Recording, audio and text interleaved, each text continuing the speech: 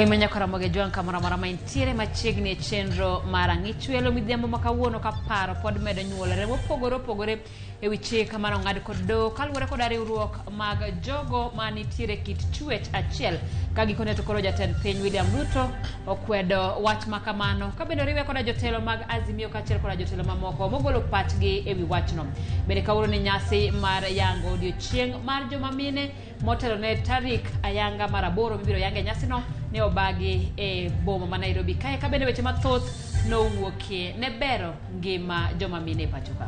Ramogi wantiere gi weche mag somo kama idwaro ne ni kwana tamalo chiko mar nyithindo pok odonjo e skunde mago maga junior secondary mabende jatend migawo masomo Ezekiel Machogu loso. Bende wantiere gi weche motenore kod oganda e kaunti ma Kisumu yudo thuolo mar chiwo luor mogik ne mosenindo Ker Willis Opiyo Tondi mago gin gigo ma wantiere godo odiochieng' makono. Simfros oganda e gwenge mag Kisumu bende koro yudo thuolo mar ng'iyo ringre Ker Tondi. En obedo gi rapar mathoth. Obiro bedo gi rapar mathoth kendo aparo ni en thuolo makare ne oganda jo Kenya mar odiochieng' makiny kaachiel kod odiochieng' mar chieng' ngeso mondo kine kaka luwo kitgi timbegi chenro mar iko jaduong' marom gi jaduong' Otondi ka bende kaka mana kane wache e mbui mag oganda wabiro bedo koda wendo mano jaduong' Ajiki ma bende biro temo nononwa tiend weche ma itimo e kinde mag liete machalo kamano. Ramogi magi to kod mamoko magi weche ma wamiyo pek. Desturi, mila, Ukristo wetu, Uislamu wetu hauwezi kuturuhusu mke aoe mke mwenzake ama mwanaume aoe mwanaume mwenzake. Jatend piny Kenya William Ruto koro kwedo kang' mar puodho jotim here kind chwech machal kweth Azimio bende oting'o duondgi. Imaneno kawuono kwa golo Willis en gima lich dhano chalo puoyo. Jopiny ma Kisumu yudo thuolo mar chuo wang'gi kuom ringre mosenindo Ker Willis Opiyo Otondi. Sani kidhi referral kanyo opogore kaka ne chon. Osiptal ne loso milion 4 e dwe. Sani osiptal ni kende loso milion 20 e dwe. Na wacho negi niya, ok adwar pesa, adwa ni mondo uti kode mondo ulos kode osiptal. E report makende kawuono warango kenge ma osego gi gavana ma Homa Bay nyaka ne yiere moyo dweche 6 mokalo.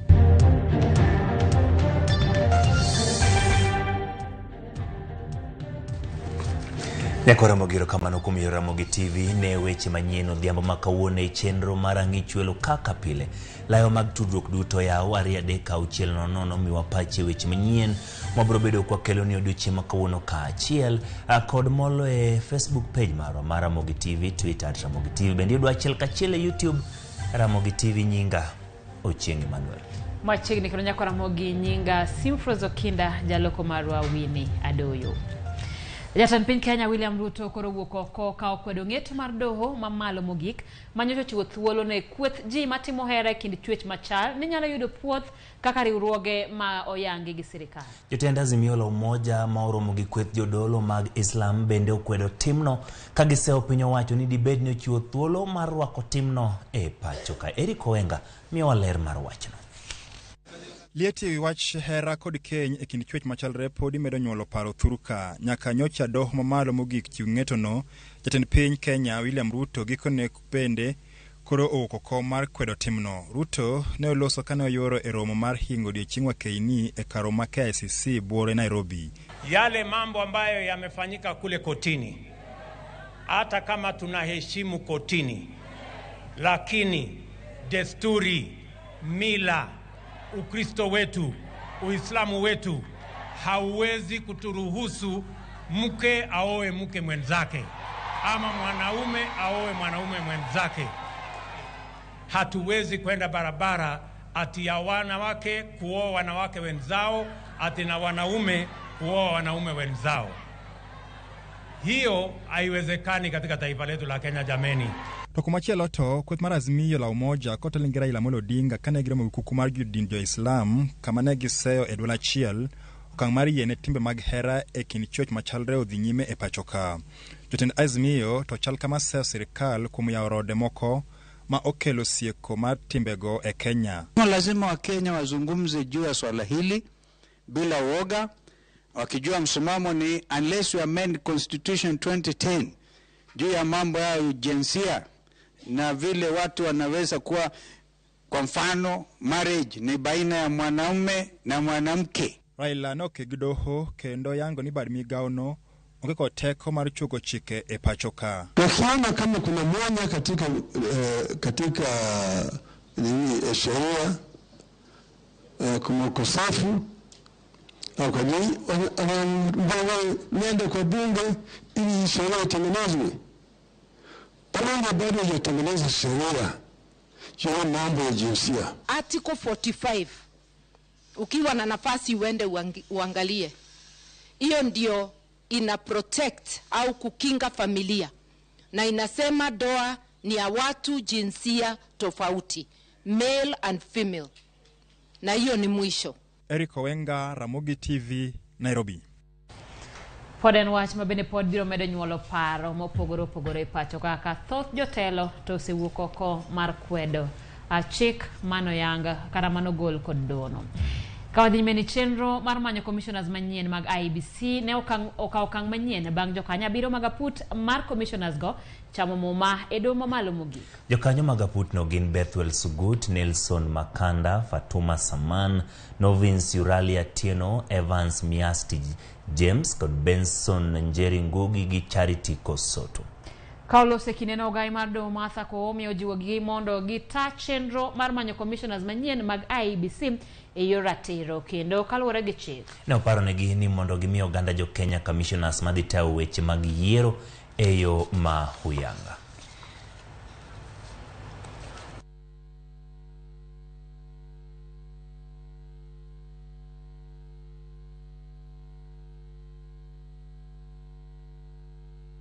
Do note that given our country's electoral history, you have the enormous responsibility of ensuring that the process that you are going to embrace accounts to national unity and gives us stability.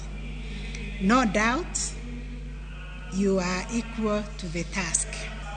Kenyans are looking upon you to give us the commissioners who will meet the aspirations of Kenyans of ensuring that we have an electoral body that performs their function according to the law. Na Ramogi kawadhi mbele ni jated bad migao mararita kwe ngire Kithuri Kindiki kanyakla kod mano mar lweny Aden Duale kawuono chopo e nyim kamiti mar od bura kendo chiwo ler e wi okang' mar chwalo jolweny mondo tim apedha ne jonjore nyandwat mar hoho mar okak. Jotelo go makuchung' ni ne ok giketho chik ni mar ne gichwalo ote ne od bura wi okang'no.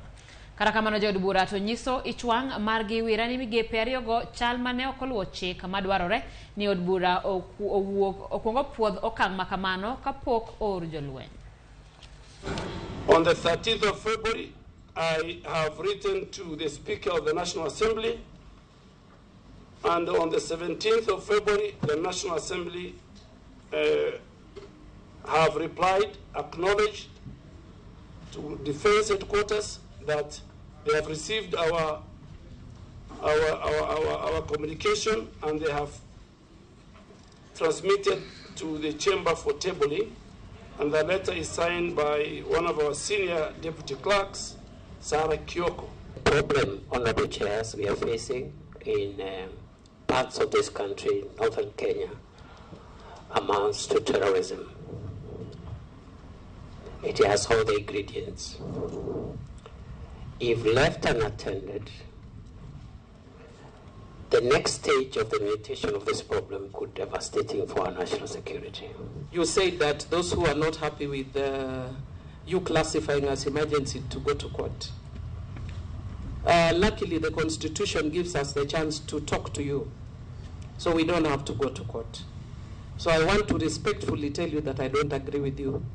Chair, for one, I'm shocked by the attitude or the attitudes of both the CSS, considering these are former members of parliament.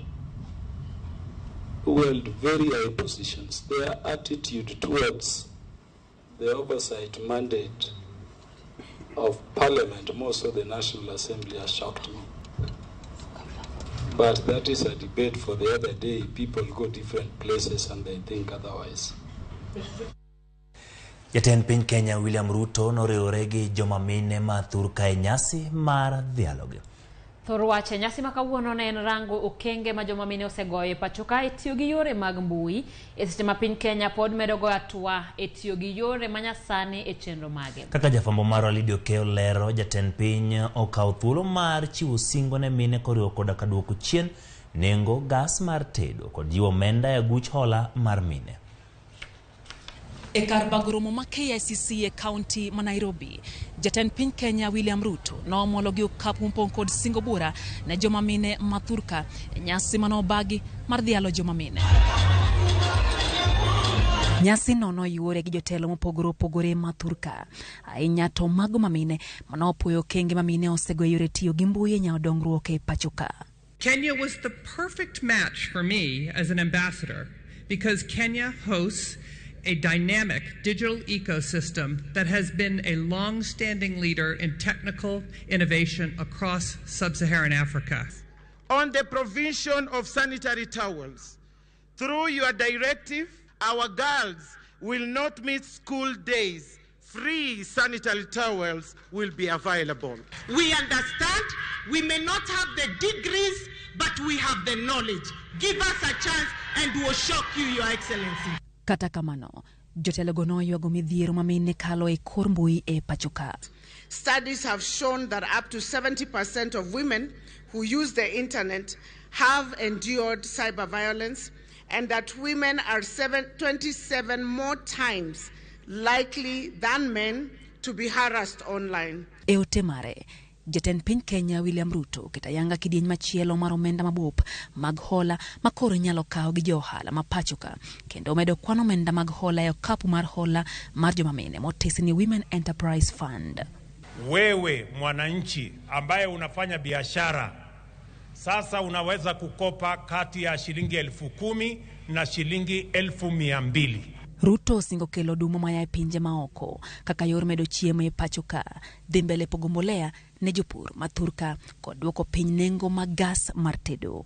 Tumekubali ya kwamba tutaagiza mahindi gunia milioni 4 ambayo itafika hapa kuanzia mwezi huu wa 3.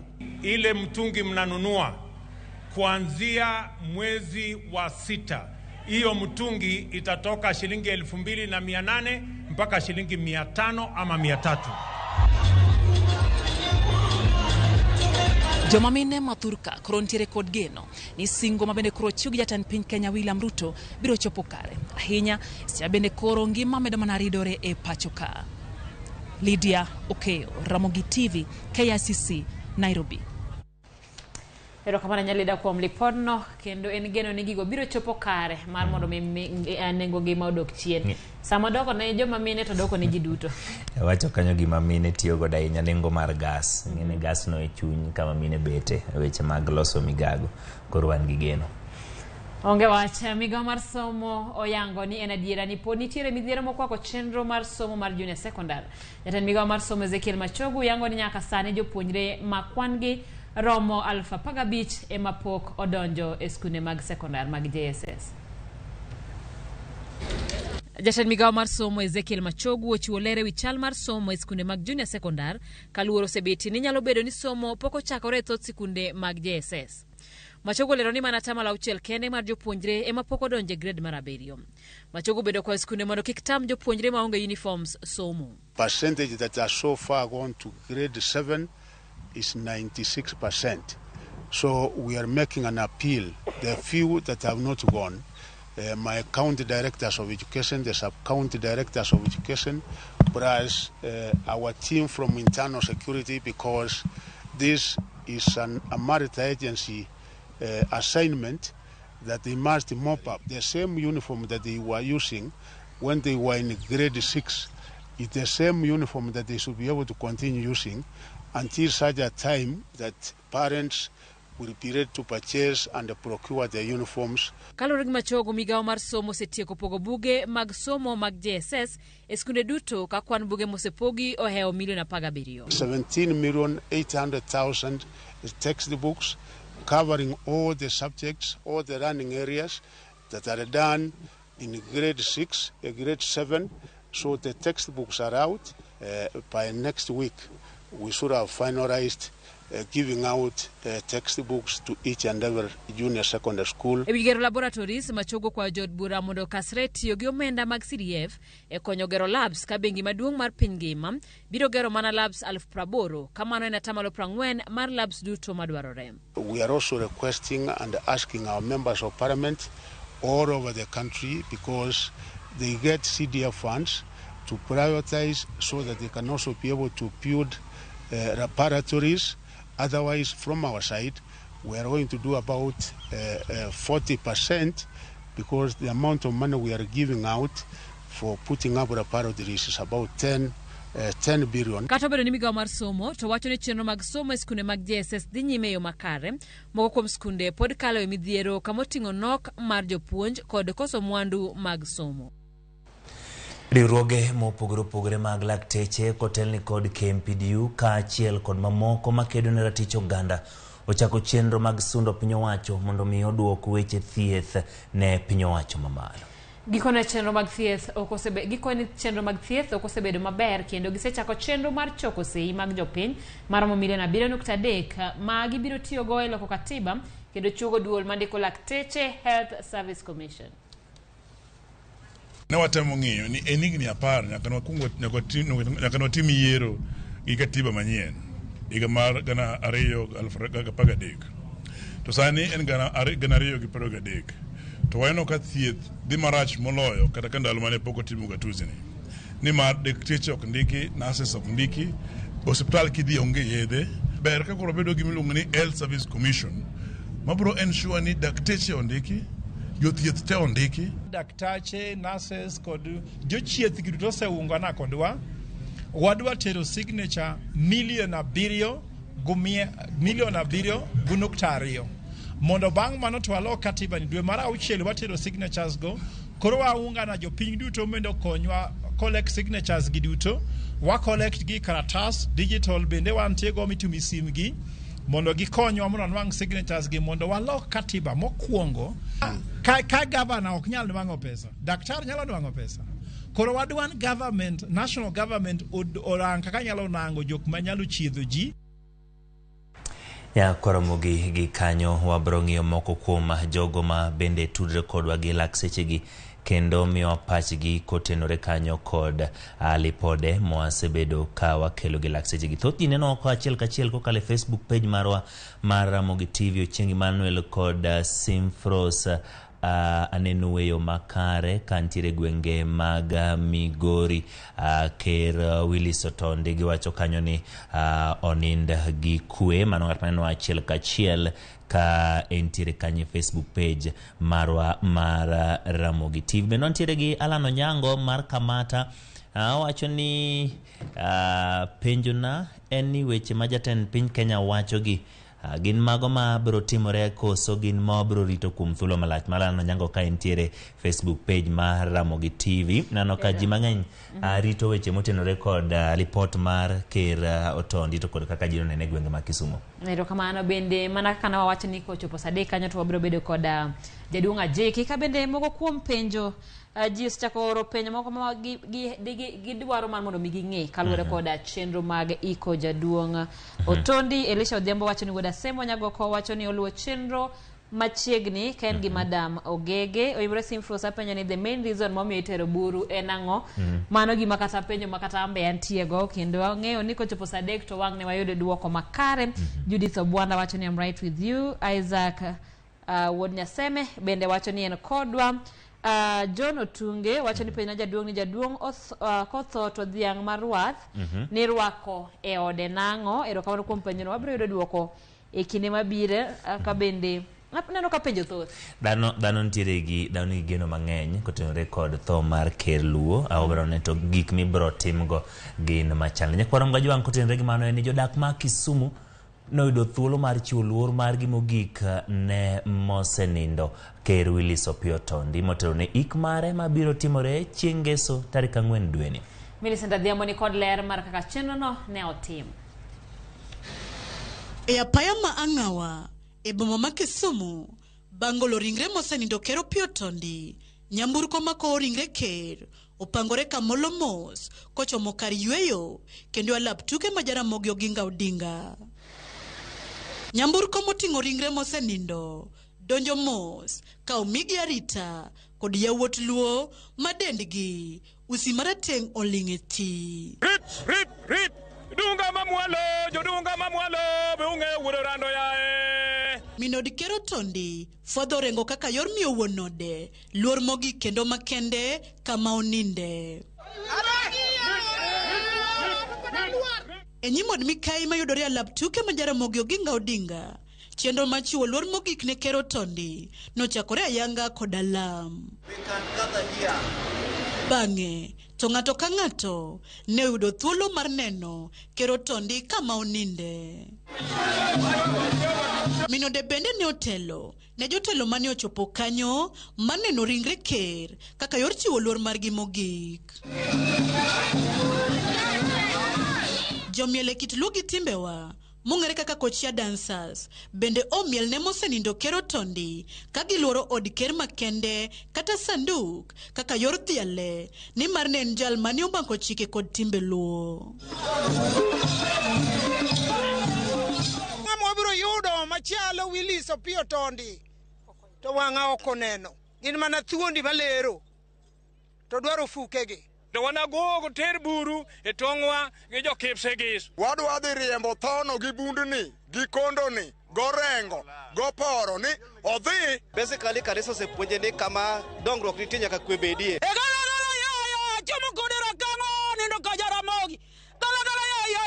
Wachomo kodera kango, wachomo ka Jaramogi. Karangero mane. Ringre mosenindo Ker Willis Otondi nowuok e lap tuke ma Jaramogi Oginga Odinga nyaka lap Makirembe kuma jodak ne yudo thuolo mar chiwo luor margi mogik e telo mar ariyo bang'e ne otere nyaka e dala ne Nyaera e kar chung'on bura ma Kisumu West motelo ne nyasi mar tero buro odiochieng' makiny kod ik mare chieng' Ngeso. Millicent Adhiambo, Ramogi TV, Kisumu County. Neno ka gweyo osechakore.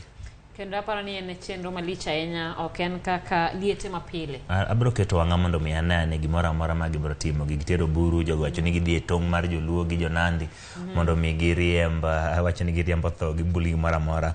Wabeno nyakwara mga juang kotenre gi manwa tudre achiel kachiel kod reporter marwa en George Aoko ka ntiere gwenge mag Mombasa. George, biro miwa ler, ntiere kweth mag jodongo mawuok Mombasa. Magi sani gin bende ang'e ni gin gi chenro magi to kod ikruok makende mar dhi chopo e ik mar Otondi. Nyaka bende ni jodong luo mantiere Mombasa bende koro ero gido wuok kanyo ka gibiro e gwenge ma Kisumu. Obedo kwa tudre kanyo kod Aoko. George Aoko, erokamano kuom yudo thuolo maloso kod weche manyien mag ang'ichwelo. Intiere kod jodongo ma bende koro iwacho ni oikore madhi e gwenge ma Kisumu dhi ywago Ker Willis Otondi. Miwa ler ni to gin gi chenro machal nadi? Erokamano ahinya Emmanuel, mana kaka iwacho no, wantiere e kaunti ma Mombasa kuma e seche ma kamagi wantiere Tononoka kuma oganda luo kawuono chokore odiochieng' ma kawuono ni ka gikone gin bende gidwane gidhi giywagi Willis Otondi kotelnegi kod kom jodong luo kata Luo Council of Elders. Adwa mana ni awuo kode mondo lernwa ni to ang'omiyo gi pango chien ma kama, ang'omiyo kawuono giamwa ni to gidwani giwuok kaendi gidhi giriwre gi jodongo wetegi dhi ywago Otondi, to ang'omiyo giamwa kaka kaunti ma Mombasa giwuok oganda makwar, nikech kaneno kaendi ok gin dhano manok, but adwano liekno mana ni to gin ji adi, to ang'omiyo giamwa mar dhi kuno e odiochieng' ma kawuono ni. Machiegni ahinya Jakom. An kaka jaduong' Obara Kings ma jatelo mar Luo Council of Mombasa kata Coast Region, nyocha ne waparo ni jaduong' Willis Opiyo Otondi en kaka ruodho ma joluo moting'o East and Central Africa nyaka wadhi chung' e liende kendo waywage nikech kaka achiel kuom joma osetawa maber mosepuonjo kaka oganda luo onego wuothi kendo kaka oganda luo onego rit chikegi ma luo kitgi gi timbegi, ok wanyal we makwadho waike. Ng'iyo kaendi gin kaka dhano marom nade to uchano wuok sadi. Wan gi dhano kama dhi 300 nyocha nwaloso kode jatelo mar kaunti ma en Abdul Samad omiyo mtokni madhi 6 wan omiyo kuom mano wawuok kae ka wan gi sironyo kabisa manyak watunde Nyahera mondo wachung' e lien jaduong' Otondi. Wawuoye gi Dani kaendi. Dani suda machiegni nyisa ni to ang'o miyo in bende iamua mar dhi e wuodhni chaka gi nyingi amakoni nyinga benta akelo apiyo gimomiyo wadhi ywago jaduong' ni ma ker maro maduong' nikech kata waindi nigi kingi margi wambe ma kingi wa kaka joluo oamwa kaka jo Mombasa wadhi gi nyithindwa gi yawuotwa gi nyiri watuk Mombasa biro oyango gwang'na lwada joimina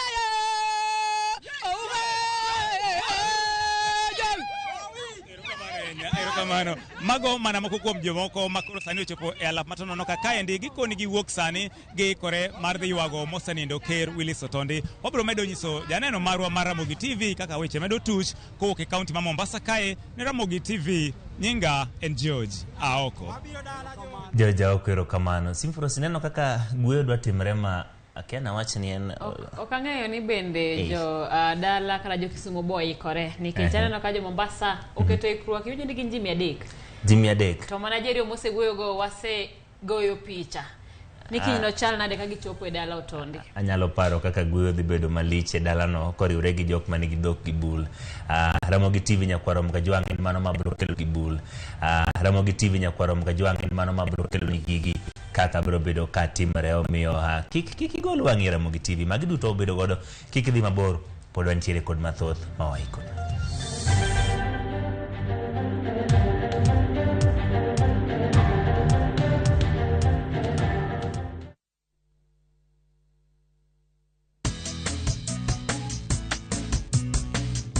Mama Harriet. Mimi natumia Bolt, hakuna kingine. Bolt ni chap chap, unapuliza kidogo hivi. Mende, mbu, wote wameshakufa haraka haraka. Bolt ndio kiboko yao. Bolt kills them fast. The only insecticide made of 100% natural Kenyan pyrethrum grown by local farmers from tropical brands.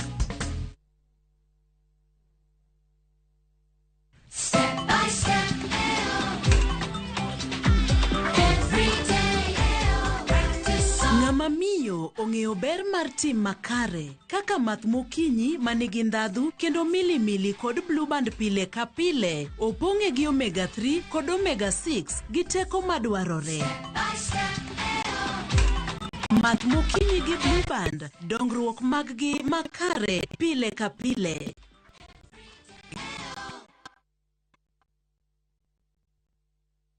Shinda mamili na Shabiki Jackpot Mbao.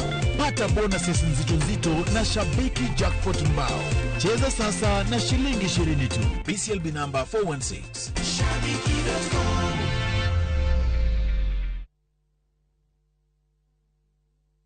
Female genital fistula kata FGF en tuo ma ikelo kod muoch ma oremo kuom kinde malach ahinya to koka okang' mapiyo mar manyo thieth mae nyalo kelo mol mar oko matin gi maduong' ma ok chung'. Kik ibed gi luoro. Fistula inyalo geng' kendo nyalo thiedhore. Mondo mi otiek magi duto, Royal Media Services, apis mar jaod governor mar county ma Migori, M-Pesa Foundation kaachiel kod Flying Doctors Society of Africa sani kwayo mine ma odak kod tuo mar fistula mondo wuogoko ne thieth manono mar fistula mabiro timore tarik 24 dwe mar 2 higani endi nyaka tarik 3 dwe mar 3 higani endi e Migori County Referral Hospital. Kanyakla waduokuru nyadhi gi geno ne mine ma odak kod fistula.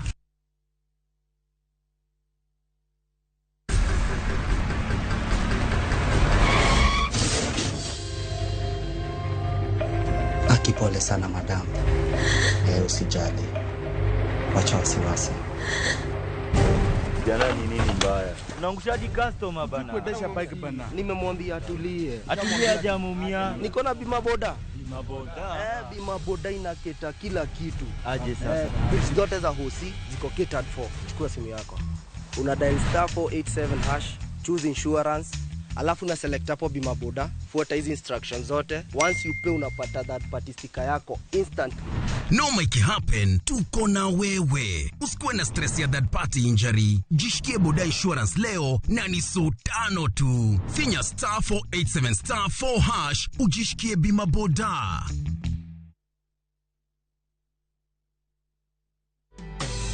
Bila wewe Yesu mimi siwezi. Bila wewe Yesu mimi siwezi. Kupata wimbo huu kama sikiza tune yako ni rahisi sana. Bonyeza *811*414#. Kumbuka, Sikiza na Citizen ndio nyumbani kwa wasanii wote.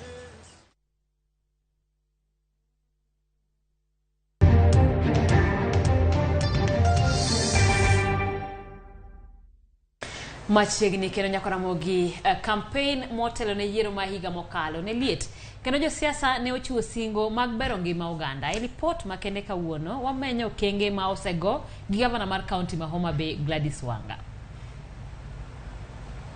Jakoromoga juang kaka ne wasingo ni maburo bilo wach kod governors magwa ka uwuok e county na 44 maen Migori walwar e county number 43 maen Homa Bay County. Homa Bay County ni kod jodak kachiel kod kwan manyalo chopo $1,000,000 gi wiye gi sechegi. Wabilo wach kod governor manie tich sechegi ndi governor Gladys Nyasona Wanga. Machiegni Ramogi TV. Erokamano ahinya Nyambaga. Amor ka Nyasaye loso thuolo mondo wagomba ka e Ramogi TV ka. Chon walupo mabendi. To kilwa moro bile nam ka ni dhumblu. Oe beach moka ni lela. Giti wona te beriche nam nyocha ka gineo ng'at wapi. To kwa gone sirikal ku kaka jo Coast Guard weche gine ka gidhiri jogo to ogi gima gima ka gima ko jogo to dhi miyo gi pesa gi mbita to jogo gogni nyaka yiedhe gi te.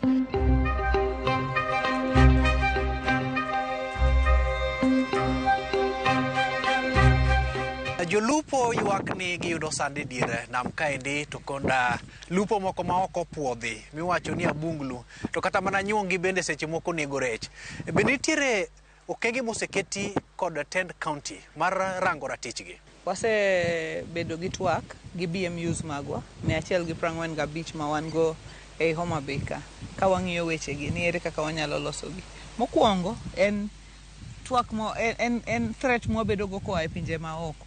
Pinje ma jirende wa kae kabiro ka chando jolupo.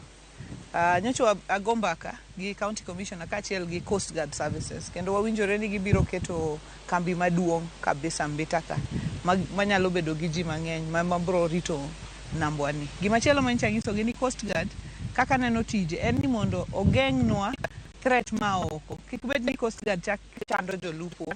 Kaito wan gi chandruok momako jolupo wa mag giwegi. Jolupo moko biro gi gige lupo ma ok kony weche mag lupo kendo makore rech mapotindo nikech weche mag lupo muhimu na zaidi nyocha kao department mangima taketo mar weche mag lupo blue economy gi fisheries. Governor toka rech gi osewuok e nam to nyaka usgi. Mokwongo kogane mbaka ni to chiro chalo nade bende gin kod chiro maber rech pedha nyakelo kendo jotimo ala ywak ni pok ong'i kama longo minyala migi ma gin bende rech gi seche moko ok tow. Nyamboga mae priority mara mana kao namba 1 manyaka sani nyase di manyo pesa mar gero chiro mar rech Homa Bay kae e chakore kendo chiro ni inyalo paro ni chon kanyicha an woman rep an mana keto ne jopaya kacha mabati moko magiuse iye kendo naketo gi nyaka negi kama cold storage kama ginyalo kane rech. Sani chiro manyien madhi bedo nigi kuonde wang'o rech, nigi kami itime processing mar rech tiende ni golo iloso fillet kanyo, en gi cold storage magiluongo ni kirindo kacha gin 6 udi mag cold storage gin 6 matiende ni rech kata te mawuok Homa Bay kae inyalo kan kanyo ma survive. Nitiere kamoro manolosnwa kama ne wakane rech. Koro kama wakane rech ni nokethore to Wanga ema nolosonwago. Governor Dhowath Mapaya en achiel kuom kanyo no oganda mathoth ong'eyo kaka en kar ma welo kochope to inyal ne kaka okelo nweng'o ne county. Ka en kama osejwang' matinde kata kopo ni chwe wang'e to chalo mana dipo moro machon. Bende county osechako chenro moro mar duoge wang'e mondo bed kama kare. Nyambaga miya nyaka dwe mar 12 iboneno Paya kolokore paya. Wane mbaka gi jo KPA paya cha machon ma Homa Bay idhi losi kachiel gi paya ma Kindu Bay. Kaito kamantie chiro mar rech idhi los maber nikech chiro manyien be idhi timrok nade idhi ger. Kaito kacha tete wadhi loso kar budho maler ma inyalo dhi chame rech ni moro kibiro kata kikelo nyithindi e Christmas ng'ato nyalo yudo kama nyalo bete gi nyithindo gi family. Ibo neno ka lokruok dhi bedo kanyo maduong' kabisa nikech mache wang' Homa Bay. Homa Bay tiende ni dho nam. Kaka ofise mag sirikal mantie e dho nam nyaka sewage ni e dho nam maka wadwa ni relocate mondo dho nam obed abeda dho nam maler kaka koro kama inyalo kawe yamo kendo inyalo budhe maber. Iketo wayanga mokwa achidhe duka mondo ayudie mokwa onge kar rego mogo kata ibiluongo ni masin ma oketi Kigutu kachiel kod jok ma kelo cham chande. Ywak ni seche moko lek margi kata genogi mar bedo gi kumoro ma gembe ginyalo yude buru mar nywaso kuon podho. Kigoto kaka ing'eyo higni 7 ne ok oti. Kane abiro indalo 100 akete mochako ng'wech mochako tiyo. Nyathi kata ka ingo ochako lak kapok ochako wuoth. Sani warego, Kigoto rego kendo rego on an almost daily basis. Nye wachako rego kacha ka oyudo ka cham nyotho. Harvest ariyo nyotho. Matiende ni koro sani ema koro wan gi geno ni wadhi bedo goduma moa kuom alworawa kae. Juma manyien wabro tero tingni Kigoto kachiel gi kodhi. Joma pok ochako opur mondo mi ka dweche 3 rumo to yudo ka gin gi cham ma ginyalo kele kambi. Mokwa to ntiere kendo en e duka. Kendo waneno ka gavana chenro mar pur waneno ka odwa kete mbele makata joma ne puro e neo ma Kigoto. Sani aparo ni market emna kanyero. Gavana kedo kod jotije manyawawa e county mondo mi bende bed kod thuolo mar kano pesa manyo seche moko dhi kama ok winje bed no dhiye osechopo kanye. Nwayudo auditors mag jo PricewaterhouseCoopers ok en chenro mayot nikech kimindri awa koni to nyawawa wadhi kodi koni. Koro watemo kabisa kendo e jumbe 2 kata 3 mabiro obro chiwo report ne jowa kama wachope gi wach jotich manyawawa. Lakini sani jotich ma Homa Bay ong'eyo ni nyaka idhi gotesegi manondikigo, gotesegi mag somo kaluwore gi kako ondiki mondo mi ibed verified ni nitie. Gima dwa wacho ne jowa, mae ok en chenro mar golo ji e tich, be ok en chenro mar witch hunting. En chenro maneno ni nyaka county ng'e ni to ji adi mwandiko. Chenro mar keto Homa Bay obede rang'iny mowinjore kano maler osegik kanye to bende chope nitiere nikech ka ok kochido to kata mana tuoche mag nyaldiema gini gambolo koro nyalo mako ganda.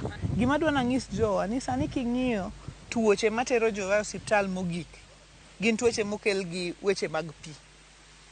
Tiende ni pi olil kata samoro wakawo pi nam direct to ji modho ji chamo. Koro ing'e ni kata bed ni wadhi waloso osiptal maber mwang'iewo yedhe rumo nikech ok waketo pi maler. Omiyo wach mar ler mar alwora kachiel gi pi dhi kanyakla. Pi chando jowa sani kendo en priority maduong' ma wan go. Wan gi project mar pi manolos Oyugis. Kuonde mogere pigegi jogweng'no ok yud pi.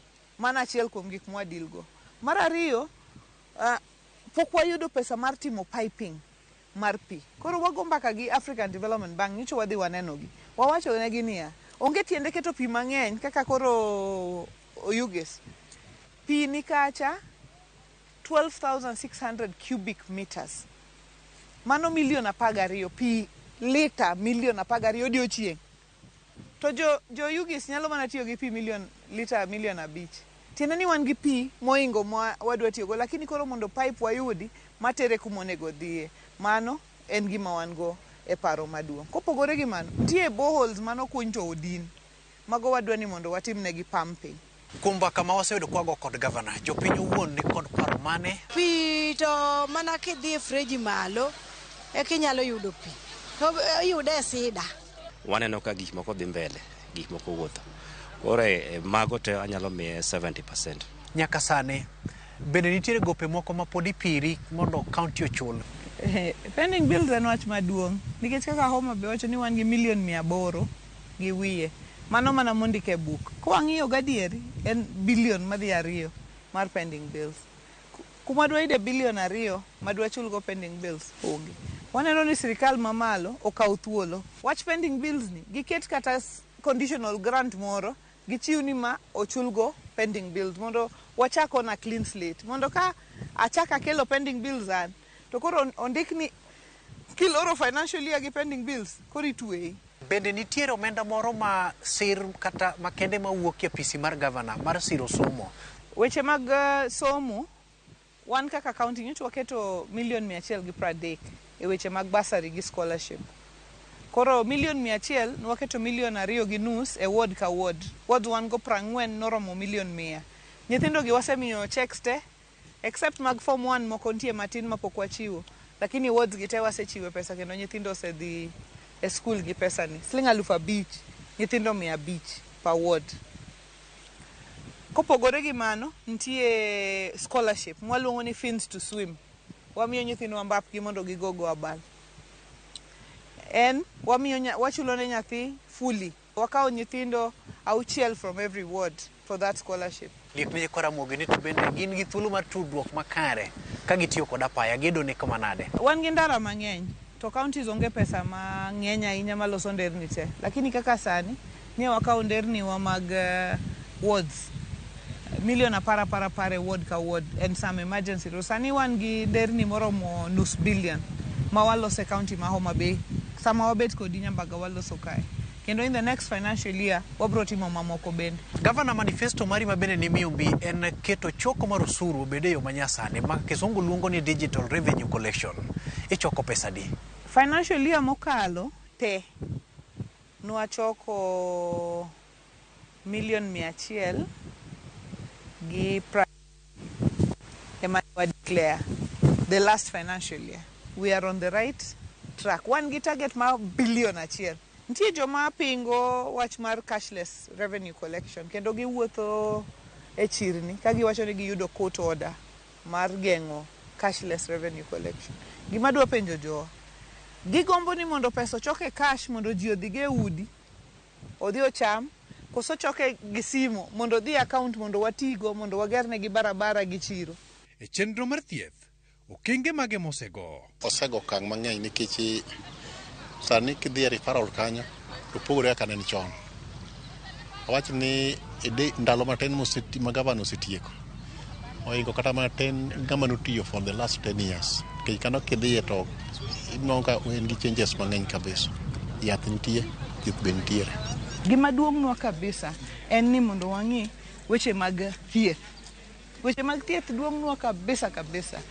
King'iyo nyocha kan wabiro ka dialysis nok tim ka. Koro sani dialysis itimo kendo pom. CT scan ne onge.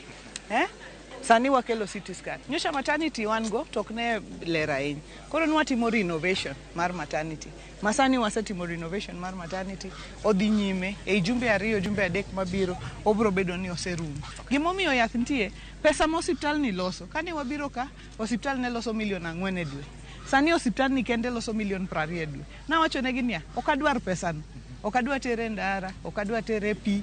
Adwa ni mondo uti kode mondo ulos kode hospital obed maber moloyo kaka en sani. Walter Nyambaga, Ramogi TV. Erokamano Walter kuma report machal kamano kuke county Homa Bay. Simfros just chako tich. Just chako tich dweche 6 nyaka ne gidonje telo. Ging'eni jopiny sani wengi gintiere kicha kendo gibobedo ka ginono gimoro amora ma itimo e kinde ma intiere e komane makele giko mar miweche manyien manwa ikoni e chenro mar ang'ichwelo chokorom kendo sadek nyinga Ochieng Emmanuel. Paro ni penjo maduong' be nyalo bedo ni to bende county mari tich tire koso dweche 6 pod tin. Ka kamano warome chenro mar sadek mano chenro mar imore nyinga Simfros Okinda. Jaloko marwa Winnie Adoyo. Oritu masani.